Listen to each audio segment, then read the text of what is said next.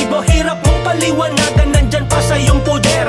Asawa mo, kabit, pati anak ng iyong sir. Sinong di mapipikon, patay mali siya ka na lang. Walang patawad kahit sino ba naman ay binibembang. Hanggang kailan magtitiis ang tulad mong tanga? Kahit alam mo na niloloko ka lamang niya.